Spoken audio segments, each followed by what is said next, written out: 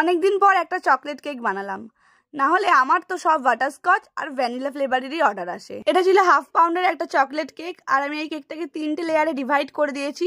চাইলে এটা 2টো লেয়ারেও করা যেত, কিন্তু আমি যেন কি মনে হলো 3টে লেয়ারই করলাম। আর কেকটা কতটা সফট হয়েছিল জাস্ট দেখো তোমরা। কেকটার উল্টো দিকে কিছু অংশ আমি কেটে বাদও দিয়ে দিলাম। এবার এইটাকে থেকে আমি আরো 2টো লেয়ার বানিয়ে নিলাম। হ্যাঁ, মাঝের লেয়ারটা একটু পাতলাই হয়ে গিয়েছিল, বাট অ্যাকচুয়ালি 3টে লেয়ার না করলে না আমার কেকে একদম আমার ভালো লাগে না, মনে হয় যেন কেকটা ছোট হয়ে গেল।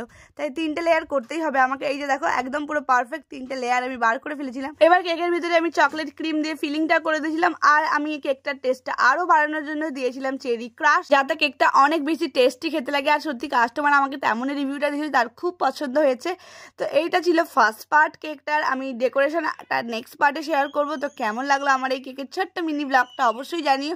ভালো লাগলে একটা লাইক দিয়ে দিও, আর ফেসবুক থেকে দেখলে কিন্তু কমেন্ট করতে ভুলো না। আর স্ক্রিনে দেওয়া নাম্বারে তোমরা আমার থেকে অর্ডার দিতে পারো। তো আজকের মতো বাই।